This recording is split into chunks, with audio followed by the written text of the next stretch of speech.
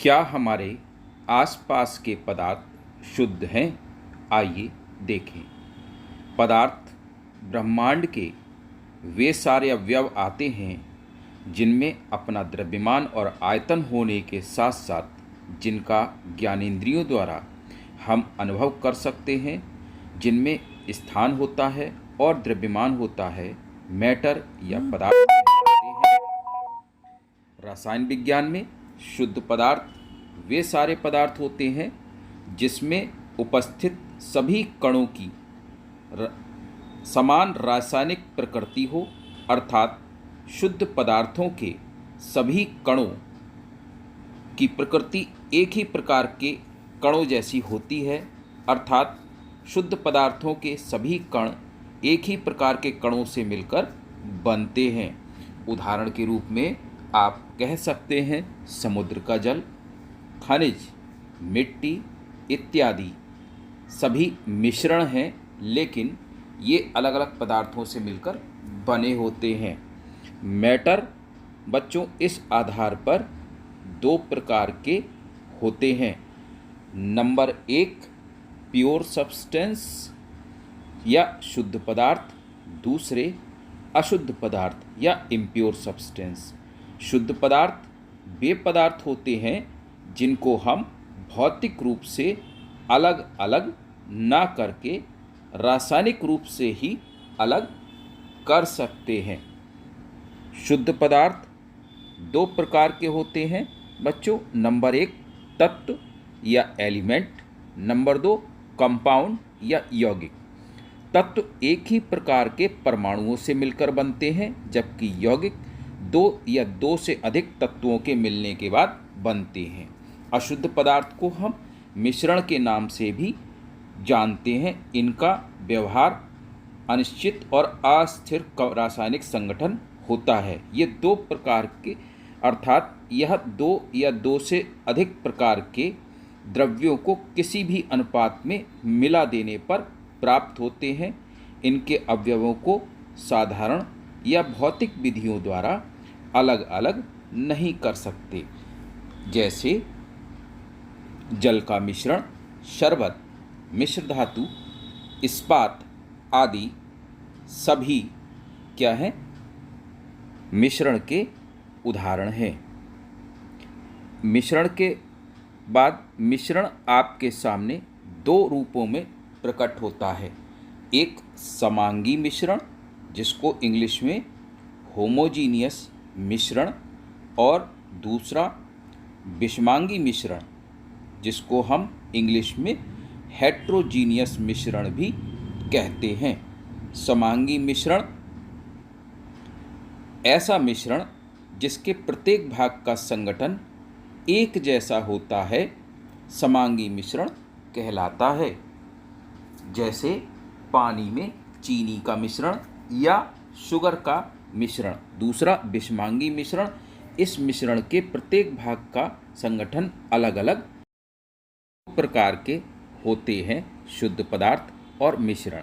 मिश्रण दो या दो से अधिक शुद्ध तत्वों या यौगिकों से मिलकर बना होता है।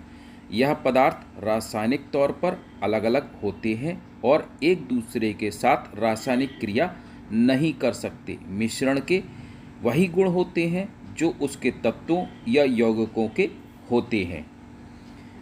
जैसे आप उदाहरण के रूप में ले सकते हैं चीनी और नमक का विलयन पानी में। मिश्रण को केवल भौतिक विधियों के साथ ही अलग अलग, आप इसको केवल छान कर ही या इस पानी को बाष्पन द्वारा अलग करके कर सकते हैं। मिश्रण में एक से अधिक पदार्थ कई अनुपात में मिले हो सकते हैं। आइए देखें कि एक गिलास में नमक घोल दिया गया है और दूसरे गिलास में हमने रेत को घोल दिया गया है। आप इनको देखकर पता लगा सकते हैं कि नमक और इनमें क्या अंतर है। आप इसमें देखकर पता लगा सकते हैं कि रेत पानी में नीचे बैठा हुआ है, जबकि नमक पूरे विलयन में एक जैसा घुला हुआ है और इसके घुलने या ना घुलने का पता नहीं लग पा रहा है। इस आधार पर मिश्रण दो प्रकार के होते हैं, समांगी मिश्रण और विषमांगी मिश्रण। वे मिश्रण जिनकी बनावट एक जैसी होती है उन्हें समांगी मिश्रण अथवा विलयन कहा जाता है। फिर से सुनिए, वे मिश्रण जिनकी बनावट एक जैसी होती है उन्हें समांगी मिश्रण या विलयन कहा जाता है। इसके अधिक भाग को विलायक कहा जाता है और कम भाग को विलेय कहा जाता है। अर्थात नमक अगर हम घोल रहे हैं पानी में तो यह विलेय है और पानी विलायक का कार्य करता है। इसी प्रकार द्रव में द्रव का विलयन, द्रव में ठोस का विलयन और द्रव में गैस का विलयन तीनों आधार पे हो सकते हैं। जैसे शराब और पानी का विलयन द्रव और द्रव का विलयन होता है। इसी प्रकार अगर हम आगे देखें कि चीनी को यदि पानी में घोला जाए तो द्रव का ठोस में विलयन प्राप्त हो।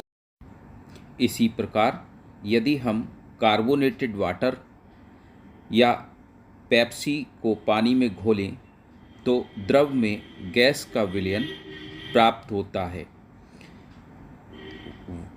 कार्बन डाइऑक्साइड गैस विलेय है और जल विलायक है।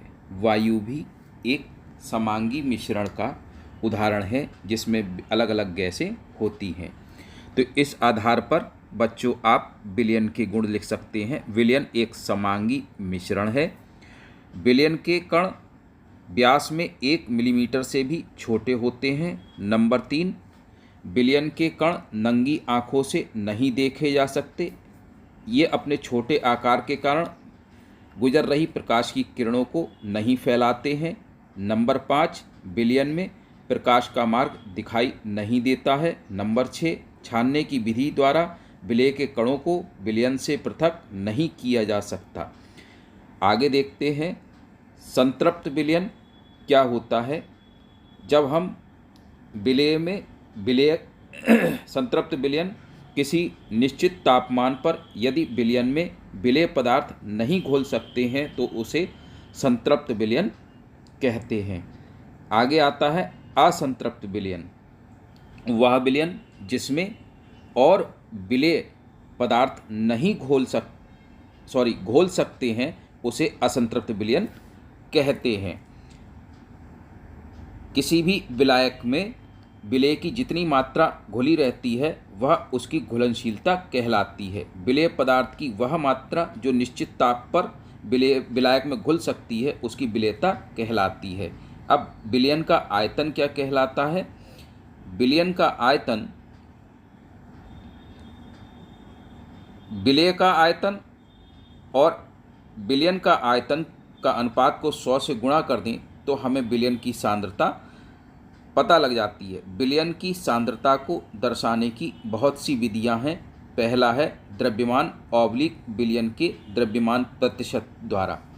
इसमें विलेय पदार्थ का द्रव्यमान और विलयन का द्रव्यमान का अनुपात को 100 से गुणा कर देते हैं।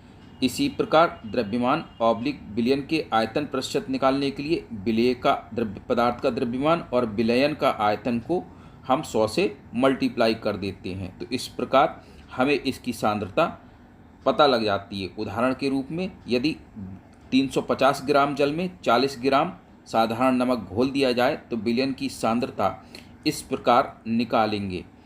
विलेय पदार्थ का यानी नमक का द्रव्यमान कितना है 40 ग्राम, विलायक यानी जल का द्रव्यमान कितना है 320 ग्राम। फार्मूले के अनुसार विलयन का द्रव्यमान कितना हो गया, विलेय का द्रव्यमान प्लस विलायक का द्रव्यमान, अर्थात विलेय कितना है हमारे पास 40 ग्राम, विलायक कितना है 320 ग्राम। इन दोनों को जोड़ देंगे, आपको उत्तर में मिलेगा 360 ग्राम।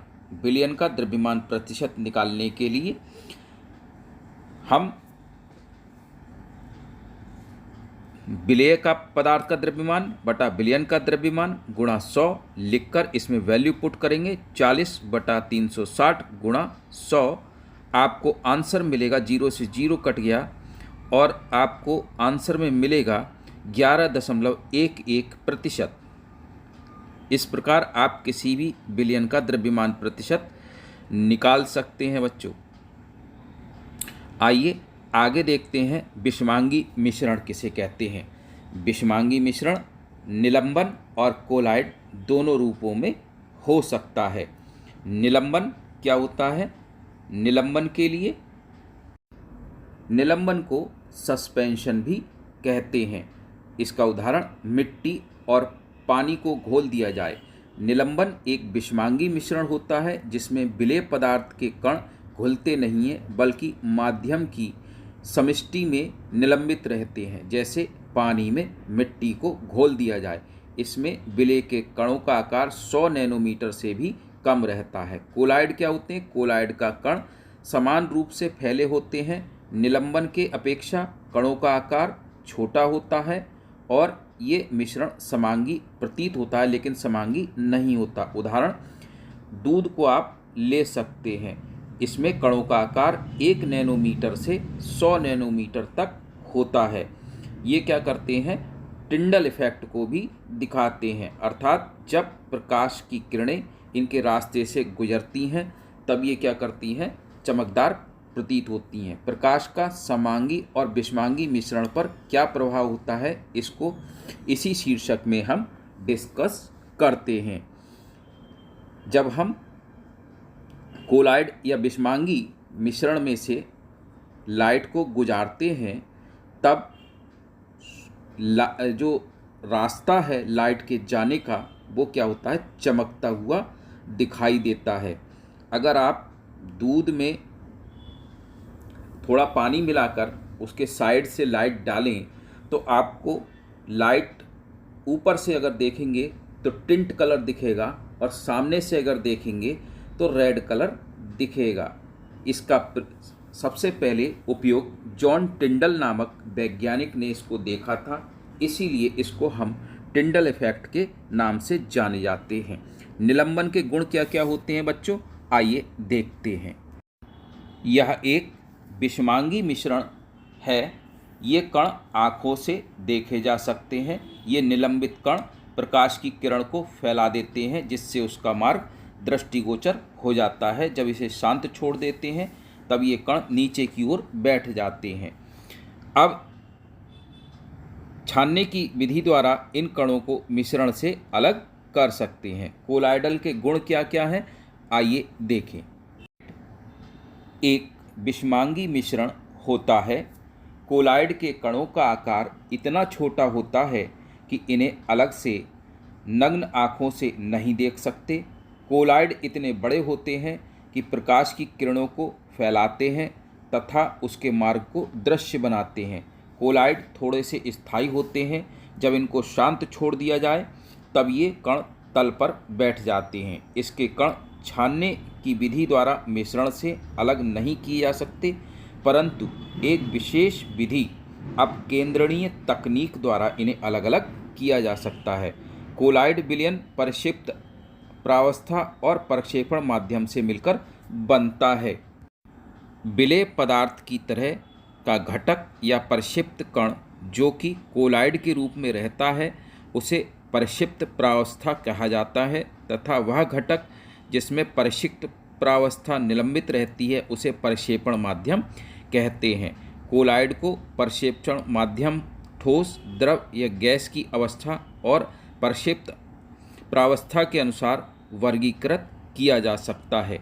आइए देखें किस प्रकार मिश्रण के घटकों का पृथक्करण वर्गीकरण के आधार पर किया जाता है।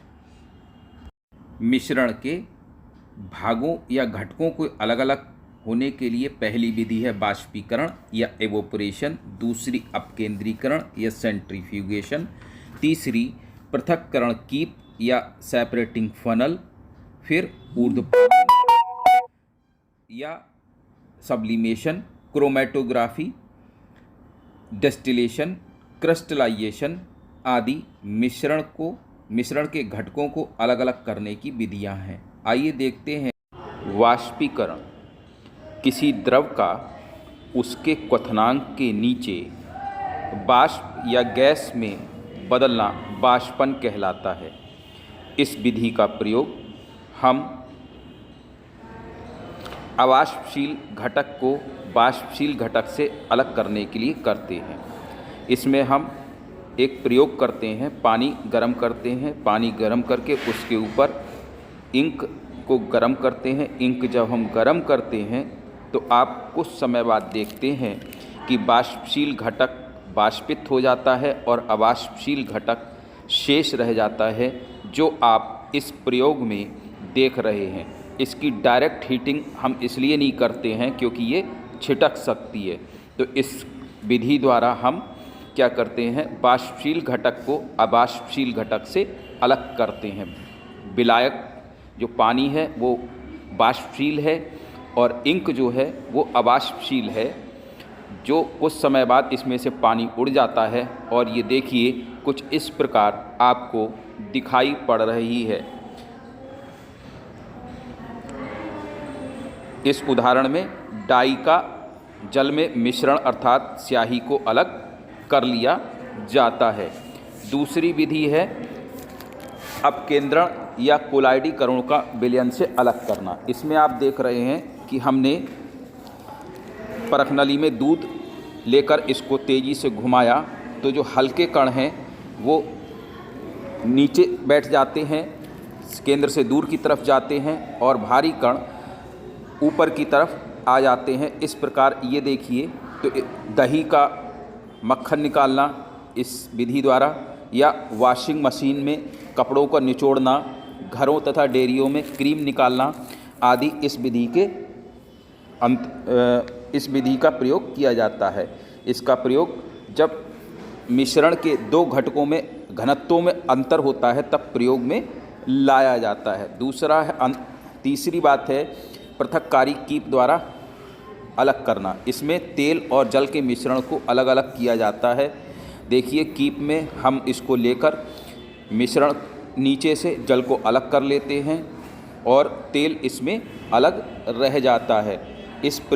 इसका प्रयोग दो अघुलनशील द्रवों के मिश्रण को एक दूसरे से अलग करने में किया जाता है। अगली चीज़ है ऊर्ध्वपातन द्वारा। इस विधि के बाद आइए देखते हैं, गर्मियों में आप जाड़े के कपड़े कीड़े लगने से बचाने के लिए उसमें नेपथलीन गोलियों का प्रयोग करते हैं। ये गोलियां बिना गर्म हुए द्रव अवस्था में बदले ठोस से सीधे गैस में बदल जाती हैं। ये नेपथलीन बॉल्स आपको चित्र में दिखाई गई हैं।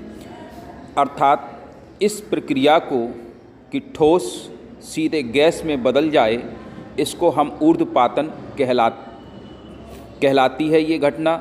इस घटना के द्वारा हम मिश्रण से वाष्पशील घटकों को अलग कर लेते हैं। एक उदाहरण में हमने बर्नर के नीचे यदि नमक और अमोनियम क्लोराइड या नौसादर का मिश्रण रखा है तो उसको जब हम धीरे से गर्म करते हैं तो उसमें से अमोनियम क्लोराइड या वाष्प के रूप में अलग हो जाता है। ये देखें, इस प्रकार आप इसको देख सकते हैं।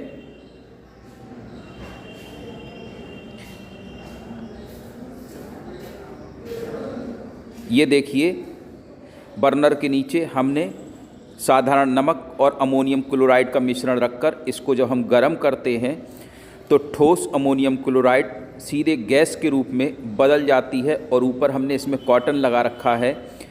इसकी जो भाप ठंडा होकर अमोनियम क्लोराइड को अलग कर देती है।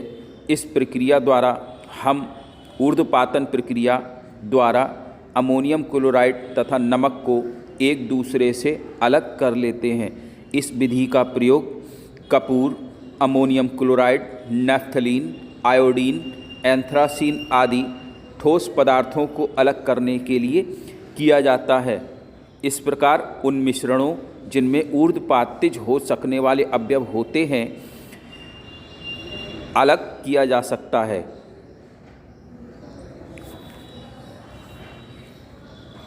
आइए अगली विधि में हम देखते हैं क्रोमेटोग्राफी। क्रोमेटोग्राफी का प्रयोग, क्रोमा का अर्थ होता है रंगना। इस विधि में सबसे पहले रंगों को अलग करने का प्रयोग किया गया था। इसका प्रयोग उन विलेय पदार्थों को अलग करने में होता है जो एक ही प्रकार के विलायक में घुलती हैं। इसमें हम एक साधारण सी पेपर लेकर उस पर एक रेखा खींचकर उसमें रंग की एक निशान लगा देते हैं, उसको चित्रानुसार इसमें डुबोते हैं तो रंग अपनी घुलनशीलता के आधार पर अलग अलग निशान इस पर फिल्टर पर छोड़ता जाता है। वो रंग जो अधिक घुलता है वो तेज़ी से ऊपर उठता है और जो रंग कम घुलता है वो नीचे रह जाता है।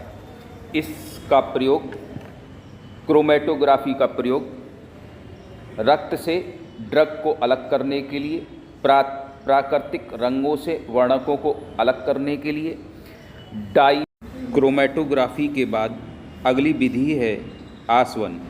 इस विधि का प्रयोग हम उन द्रवों को अलग करने में प्रयोग करते हैं जो आपस में घुल जाते हैं और बिना विघटित हुए उबल सकते हैं।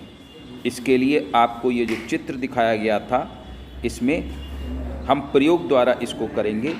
इसमें हम एसीटोन और पानी के मिश्रण को अलग अलग करेंगे। इसमें हमने थर्मामीटर लगाकर इसको गर्म करना शुरू किया है। तो एसीटोन के जो कण हैं वो वाष्प में तेज़ी से बदलकर आने शुरू हो जाएंगे और पाइप में संघनित होकर एसीटोन मिश्रण से अलग हो जाएगा। इसको हम एकत्रित कर सकते हैं। इस विधि का प्रयोग उन द्रवों के लिए किया जाता है जिनके क्वथनांक में 25 डिग्री केल्विन से अधिक का अंतर होता है। अर्थात आसवन में द्रव का वाष्प में और वाष्प को पुनः संघनन द्वारा द्रव में रूपांतरित किया जाता है। अगली विधि है क्रिस्टलीकरण। क्रिस्टलीकरण में हम देखेंगे इसमें प्रयोग के रूप में हमें चाहिए नीला तूतिया या कॉपर सल्फेट के कुछ टुकड़े, एक धागा। हम सबसे पहले बर्नर को जलाकर कॉपर सल्फेट या नीला तूतिया का संतृप्त विलयन बनाएंगे। अर्थात इसमें हम कॉपर सल्फेट तब तक घोलेंगे जब तक बर्नर की फ्लेम बढ़ाए बिना ये अधिकतम घोला जा सकता है। इस अवस्था के बाद हम इसमें एक धागा, ये देखिए इसको घोला जा रहा है। घोलने के बाद जब ये घुलना बंद हो जाएगा तो हम इसको उतारकर पेंसिल से धागा बांधकर इसको दूसरे बर्नर में लौटकर कुछ दिनों के लिए रख देंगे।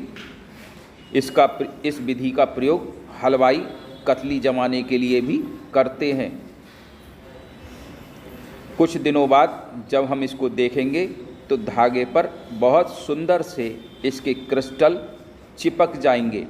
ये देखिए जब हमने इसको उठाया तो इसमें कॉपर सल्फेट के जो क्रिस्टल हैं बिल्कुल मोतियों की तरह चिपक गए हैं। क्रिस्टलीकरण के बाद अगली विधि जो आपके सामने आती है भौतिक परिवर्तन एवं रासायनिक परिवर्तन। ऐसे गुण जिसमें हम पदार्थ के रंग, कठोरता, दृढ़ता, बहाव, घनत्व, द्रवनांक, क्वथनांक आदि का अवलोकन करते हैं, उन्हें पदार्थ के भौतिक गुण कहलाते हैं। अवस्थाओं का अंतःरूपांतरण एक भौतिक परिवर्तन है। भौतिक परिवर्तन में पदार्थ के रासायनिक गुणों में कोई परिवर्तन नहीं होता, जैसे बर्फ, जल आदि। इनमें नए पदार्थ नए नहीं बनते हैं।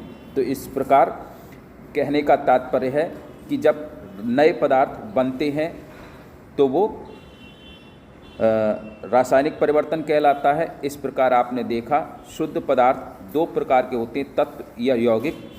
तत्व पदार्थ का वह मूल रूप है जिसे रासायनिक प्रतिक्रिया द्वारा अन्य पदार्थों में विभाजित नहीं किया जा सकता। तत्वों को साधारणतः धातु, अधातु तथा उपधातु में वर्गीकृत किया जा सकता है। अब आइए देखते हैं धातुओं के क्या क्या गुण हैं। ये धातुएं चमकीली होती हैं। नंबर 2, ये चांदी जैसी सफ़ेद या सोने की तरह पीले रंग की होती हैं। ये ताप तथा विद्युत की सुचालक होती हैं। ये तन्य होती हैं। ये अधातवर्ध होती हैं। इनको पीटकर महीन चादरों के रूप में ढाला जा सकता है।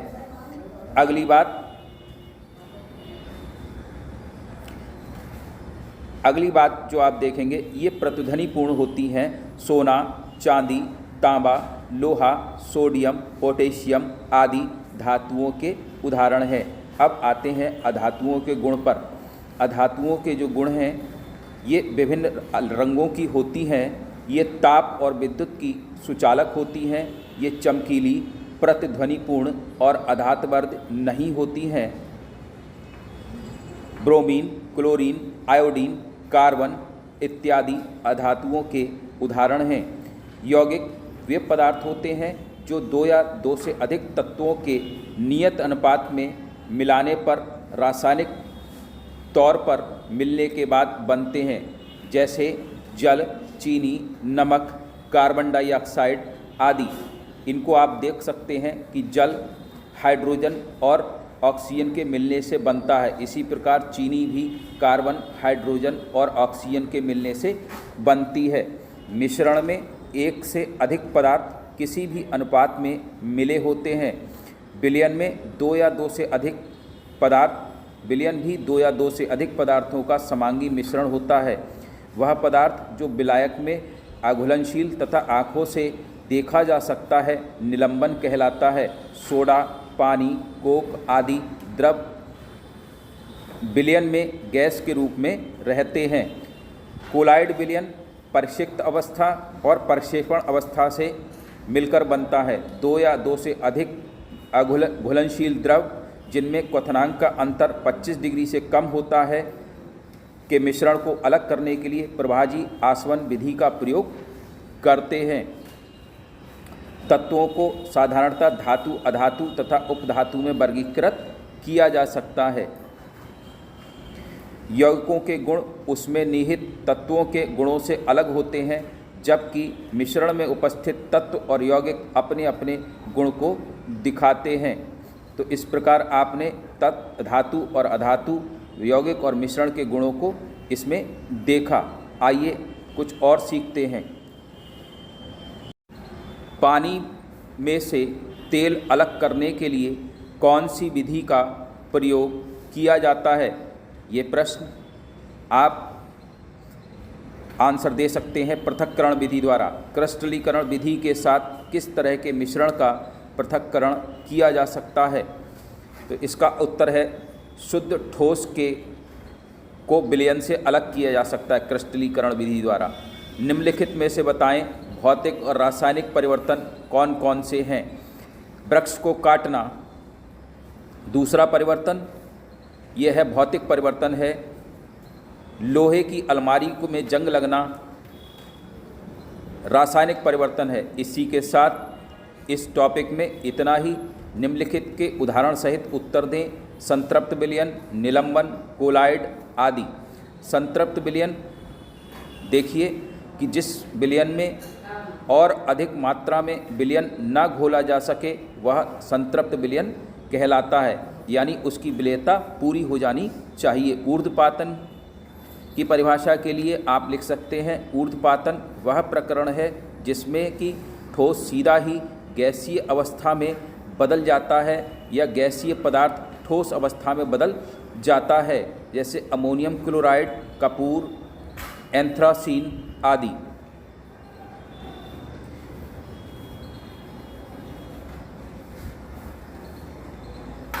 अगली बात अपकेंद्रीकरण। अपकेंद्रीकरण वह विधि है जिसमें वस्तुओं को अलग करने या पृथक करने के लिए तेजी से घुमाया जाता है। भारी कण नीचे बैठ जाते हैं और हल्के कण ऊपर आ जाते हैं। इसका प्रयोग वॉशिंग मशीन में कपड़े सुखाने के लिए, दूध से मक्खन को अलग करने के लिए अपकेंद्रीकरण विधि का प्रयोग किया जाता है। मिश्रण तत्व यौगिक केवल मिश्रण बनाने के लिए मिलते हैं, किंतु नए यौगिक का निर्माण नहीं करते हैं। अगली बात, मिश्रण उसमें उपस्थित घटकों के गुणधर्मों को दिखाता है।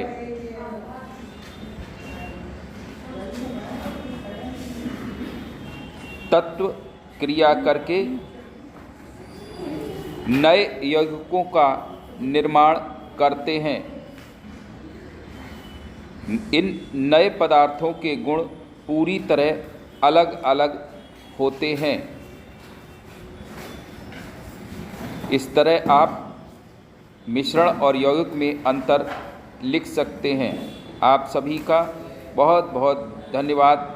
Keep learning, keep watching. Thank you.